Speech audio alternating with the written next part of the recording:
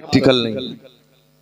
किसी के जहन में अगर मुझसे ये उम्मीद हो कि मैं शायद करामतें सुनाऊं, यकीन जानिए मेरे को बिल्कुल भी नहीं आती करामतें।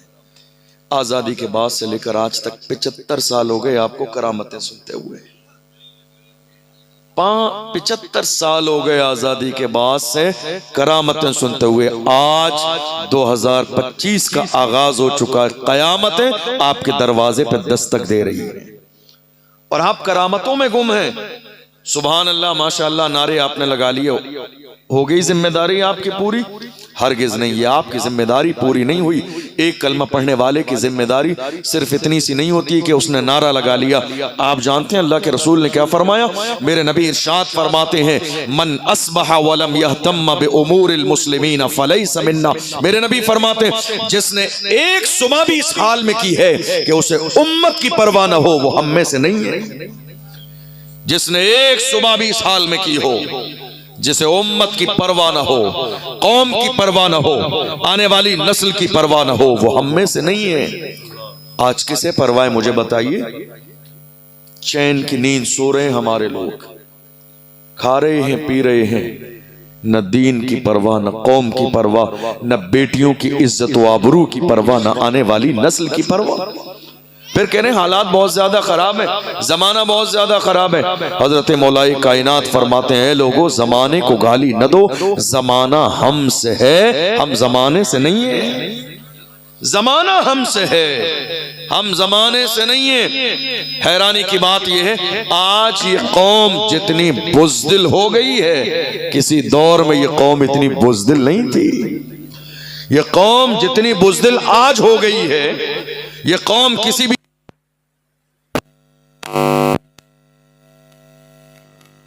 कौम को बुज़दिल बनाने वाले अपने ही हैं, बेगाने नहीं। कौम को बुज़दिल बनाने वाले अपने ही हैं।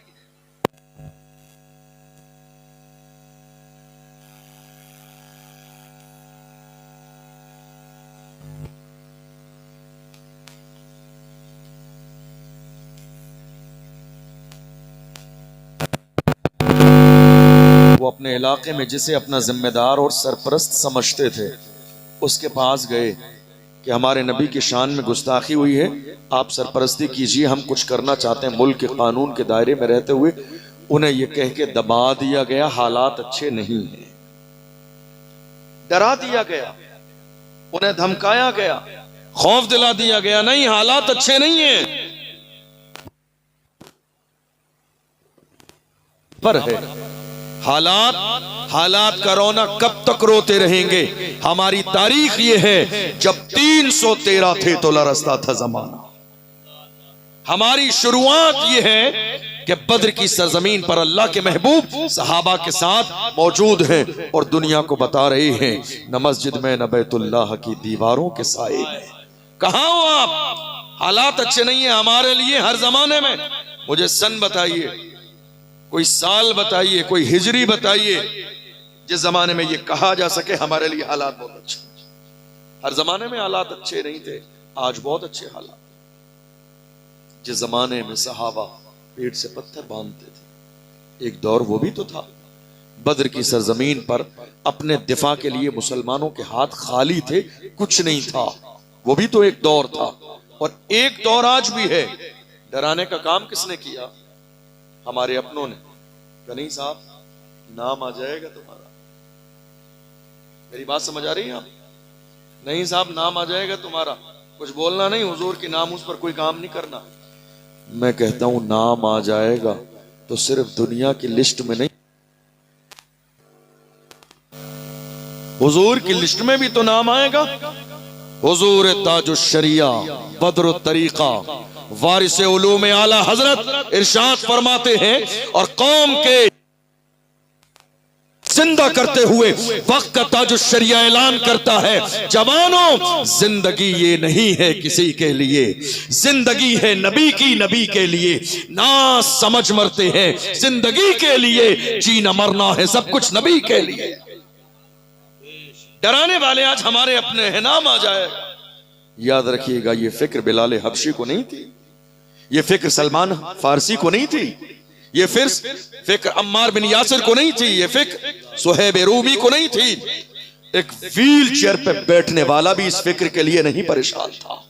एक व्हील चेयर पे बैठने वाला वो मर्द कलंदर जिसने ऐसी ही सर्दी में, कोहरे के जमाने में, फैजाबाद के धरने में, दिसंबर की सर्दी में दुनिया की आंखों में आंखें डाल के कहा था, उन्हें जाना, उन्हें माना, न रखा गैर से काम, लिल्लाहिल हम्द में दुनिया से मुसलमान गया। नारे तकबीर, नारे रिसालत, नारे रिसालत, तहफ्फुज़े नामूसे रिसालत, नारे तकबीर। पैर सलामत हैं आपके, हाथ सलामत हैं आपके। ये डर और ये खौफ अपने सीने से निकालिए। अल्लाह का कुरान कहता है, फला तख्शवन्नास वख्शौनी, ऐ लोगो तुम दुनियादारों से नहीं डरना है तो परवरदिगार से डरो, डरना है तो मुझसे डरो। अपने दिलों में मेरा खौफ इतना कर लो कि किसी और के खौफ की जगह बाकी न रहे। आप अल्लाह से डरो, परवरदिगार से। जिंदगी और मौत का मालिक कुरान अजीम में है, इज़ा जाअ अजलुहुम ला यस्तअखिरून साअतन वला यस्तक़दिमून। अल्लाह ने मौत का वक्त मुकर्रर कर दिया है, न एक लम्हा पहले आएगी न एक लम्हा बाद में आएगी। जब अल्लाह ने मौत का वक्त मुकर्रर कर दिया है तो याद रखिएगा, ये चापलूसी कैसी है, ये चापलूसी कैसी है। आज हैरानी की बात यह है, हमारे अपने लोग, बड़े बड़े अच्छे लोग, जानते हो, किसी की गुलामी करने को सियासत समझते हैं, किसी की चाय लाने को समझते हैं हम नेता हो गए, पान की दुकान से पान लाने को समझते हैं हम नेता बन गए, किसी के लिए दरी बिछाने को समझते हैं नेता बन गए, किसी गैर के फर्श बिछाने को समझते हैं नेता बन गए, किसी के फ्लैक्स लगाने को दीवारों पर समझते हैं हमारा बहुत बड़ा मकाम है। हमने इसी मुल्क में, दुनिया में देख लिया हालात कैसे हैं। याद रखिएगा, आला हजरत के पीर खाने मारहरा मुतहरा से सैयदुल उलमा ने मिजाज दिया, किसी की जय विजय हम क्यों पुकारें, क्या गरज हमको, हमें काफी है सैयद अपना नारा या रसूल अल्लाह। वाह वाह वाह वाह, हमें काफी। आज जरूरत है इस बात की। ये कौम जानते हो, मुल्क के कोने कोने पर जो हालात खराब हैं, उसकी सबसे बड़ी वजह यह है सियासत में हिस्सेदारी का न होना। और मुझे ये कहने में कोई परवाह नहीं। आज आप जानते हैं, हमारे अपने लोग जिनके अंदर आज तक 2025 का आगाज हो चुका है, सियासी शूर पैदा न हुआ। हत्ता कि हमने देखा, अगर हमारे उलमा मस्जिदों में मौजूदा दौर की क़यादत पर बात करें, लीडरशिप पर बात करें, तो पूरी पूरी कमेटी नाराज हो जाती है। मस्जिद में सियासत की बात, क़यादत की बात, एक आलिम ने, इमाम साहब सियासत की बात करते हैं, क़यादत की बात करते हैं, नहीं साहब सियासत हराम है। याद रखिएगा, सियासत हराम और नाजायज नहीं है। मस्जिदों की हिफाजत के लिए सियासत करना बाइसे सवाब है। मदरसों की हिफाजत के लिए, नामूस रिसालत के लिए मौजूदा दौर में सियासत में हिस्सेदारी ये गुनाह नहीं है। कुछ लोगों ने कहा हम सियासत नहीं करेंगे, हमने कहा बहुत अच्छी बात है, आप नहीं करेंगे, सियासत आपके साथ कर दी जाएगी। आप सियासत नहीं करेंगे, सियासत आपके साथ कर दी जाएगी। आप ये कह रहे हैं नहीं साहब मस्जिद के इमाम को ये नहीं बोलना चाहिए था, क्यों नहीं बोलना चाहिए था? नहीं साहब मस्जिद में इस तरह की बात होगी, हम जिम्मेदार हैं, हम सदर हैं, हम सेक्रेटरी हैं, हम खजांची हैं, हमसे सवाल जवाब होगा, हम क्या जवाब देंगे? मैं ऐसे लोगों से हाथ जोड़ के कहता हूँ, ये जो तुमने मस्जिद की सदारत और क़यादत का जिम्मा लिया है, तुम्हारे बस का नहीं है, छोड़ दीजिए। ये मनसब किसी मर्द के हवाले कीजिए, अल्लाह, ये मनसब किसी मर्द के हवाले कीजिए। आप छोड़ना क्यों नहीं चाहते? मैं ऐसे लोगों से बड़ी मोहब्बत से कहता हूँ, कुर्सी है तुम्हारी, ये जनाजा तो नहीं है, कुछ कर नहीं सकते तो उतर क्यों नहीं जाते? कुर्सी है तुम्हारी, ये जनाजा तो नहीं है, कुछ कर नहीं सकते तो उतर क्यों नहीं जाते? उलमा को दबाइए मत। आप बोलना नहीं जानते, आपके पास जबान नहीं, आप कौम की क़यादत नहीं कर सकते, आप कौम का मुद्दा बयान नहीं कर सकते। अल्लाह ने कौम में जिस आलिम को बोलने की सलाहियत दी है, गैर नहीं, आप अपने होकर जबान पर पहरे बिठा रहे हैं। इससे बड़ा जुल्म उम्मत में और क्या हो सकता है? अल्लाह ने जिसे बोलने की सलाहियत दी है, उसके दस्तो बाजू बनिए और ये कहिए जो हक है अलल ऐलान बोलिए। आज बहुत सारे उलमा इकराम भी मुझसे कहते हैं, कई बार जलसों में जाता हूँ, हजरत क्या बात है, कोई नुस्खा बताइए। हम लोग जुमे में तकरीर करते हैं, बड़ी माजरत के साथ मैं आपके इलाके की बात नहीं कर रहा हूँ, ये मुझे नहीं मालूम यहाँ क्या सिचुएशन है। बहुत सारे जलसों में ऐसा होता है, उलमा इकराम मिलते हैं, कहते हैं हजरत ये बताइए, हम लोग जुमे में तकरीर करते हैं, 1:30 बज जाता है, मस्जिद खाली पड़ी होती है, हमारी कौम के नौजवान 1:30 बजने का इंतजार कर रहे होते हैं कि 1:30 बजे हजरत की तकरीर खत्म हो तब जाके खुतबे में शरीक हो। क्या बात है? मैंने कहा दरअसल बात यह है, एक जमाना हो गया वही फजीलतें करामतें सुनते हुए परेशान हो गए मेरी कौम के जवान, ये सब बातें सुनते हुए, ऐसी बातें न जिसका कोई सर है न पैर है, ऐसी बातें सुनते हुए जो जहां कोई मौजू नहीं है, जहां कौम का फायदा नहीं है। याद रखिएगा ये जुमे का खिताब पूरी कौम मुस्लिम के लिए हफ्ते भर के लिए पैगाम और दर्स है। इसकी बाज़ाब्ता तैयारी हो, इसका मौजू फिक्स किया जाए और बाज़ाब्ता कौम को एक हफ्ते के लिए मैसेज दिया जाए। हजरत फिर नुस्खा बताइए। मैन का नुस्खा सिर्फ इतना है,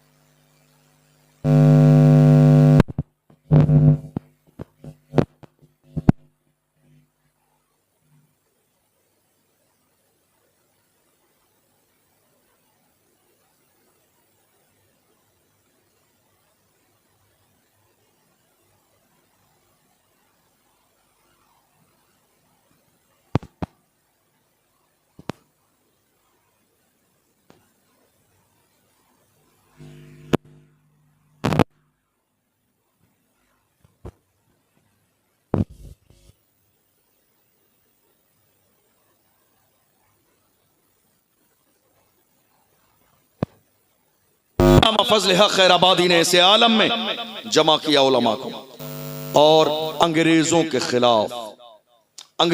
खिलाफ फतवे जिहाद तैयार हुआ। आप जानते हैं किसी मुहिम का आगाज करना बहुत इंपॉर्टेंट होता है। जब मुहिम चलने लगती है तो पीछे बहुत सारे लोग आके कारवा बना देते हैं, लेकिन शुरू करना बड़ा मुश्किल काम होता है। अल्लामा फजल हक खैराबादी ने जिहाद का फतवा दिया अंग्रेजों के खिलाफ। अंग्रेजों को खबर हुई, अल्लामा फजल हक खैराबादी को गिरफ्तार किया, काले पानी की सजा दी, जजीरे अंडमान निकोबार ले गए और काले पानी की सजा दी। ऐसे आलम में जब अल्लामा फजल हक खैराबादी अंग्रेजों के हाथ गिरफ्तार कर लिए गए थे, एक अंग्रेज ऑफिसर ने आके कहा था, मौलाना अब भी वक्त है, अंग्रेजों के खिलाफ जो आपने फतवा जिहाद दिया है वापस ले लो, आपकी जान बख्श दी जाएगी, आपको हुकूमत में मनसब दिया जाएगा, आपको रहने के लिए मकान दिया जाएगा, कोई ना कोई ओहदा दे दिया जाएगा, दुनिया की दौलत दी जाएगी। जानते हो हमारे सूरमा कैसे थे? अल्लामा फजल हक खैराबादी ने जब ये जुमले सुने थे तो आपने उस अंग्रेज के चेहरे पर थूक दिया, उस अंग्रेज के चेहरे पर थूक दिया और कहा, जालिम हम मोहम्मद अरबी के गुलाम हैं, हमारे कलम का पावर ये है, जो हमारे कलम से फतवे लिख दिए जाते हैं हुकूमतें बदल जाती हैं, फतवे नहीं बदलते। हुकूमतें बदल जाती हैं, फतवे नहीं बदलते हैं। इस मुल्क की आजादी के लिए अल्लामा फजल हक खैराबादी को काले पानी की सजा दी गई। आज बहुत सारे लोग खुली आंखों से ख्वाब देख रहे हैं। डॉक्टर राहत इंदौरी ने कहा था, लगेगी आग तो आएंगे घर कई जद में, यहाँ पे सिर्फ हमारा मकान थोड़ी है, जो आज साहिबे मसनद हैं कल नहीं होंगे, किराएदार हैं जाती मकान थोड़ी है, सभी का खून है शामिल यहाँ की मिट्टी में, किसी के बाप का हिंदुस्तान थोड़ी है। हिंदुस्तान की सरजमीन कोई कम कुर्बानी नहीं है इस कलमा पढ़ने वालों की। 26 जनवरी लग चुकी है। आज उन महान शख्सियात का थोड़ा सा जिक्र करूं ताकि आपको मालूम पड़े इस मुल्क की सरहद और सीमा के लिए आपने कितनी बड़ी कुर्बानियां दी हैं। और ये कुर्बानियां सिर्फ 1857 तक महदूद नहीं थी। मुसलमान इस मुल्क की तिरंगे की इज्जत के लिए आज भी तैयार है, आज भी मुसलमान तैयार है। और दुनिया देखेगी जब भी इस मुल्क की आबरू बचाने के लिए जरूरत पड़ेगी तो कलमा पढ़ने वाले मुसलमान इंशाअल्लाह सबसे आगे नजर आएंगे। इसलिए कि मुसलमानों को ये मिजाज मिला हुआ है, जहां रहना है उस जगह से मोहब्बत करनी है। और अल्हम्दुलिल्लाह हमारा हाल ये है, हम अपने बुजुर्गों की तारीख सिर्फ इसलिए पढ़ते हैं ताकि हमें ये एहसास रहे कि हमारे बुजुर्गों ने हमें क्या पैगाम दिया है। इसी मुल्क की आजादी में अशफाकुल्लाह खान ने भी हिस्सा लिया। कौन अशफाकुल्लाह खान? जिन्हें मुहिम चलाने के बाद अंग्रेजों ने गिरफ्तार किया और सजा कैसी दी जानते हैं? अशफाकुल्लाह खान के जिस्म को जलाया। जिस स्त्री से आप अपने कपड़े प्रेस करते हैं ना, उसको गर्म किया और पूरे जिस्म पर लगाई अंग्रेजों ने। जब खाल जल गई तो उस पर लाके नमक लगाया। इस मुल्क की आजादी के लिए किसी और की नहीं, हमारी कुर्बानी। जले हुए जिस्म पर नमक लगाया और उसके बाद कहा, अब भी वक्त है, बाज आ जाओ।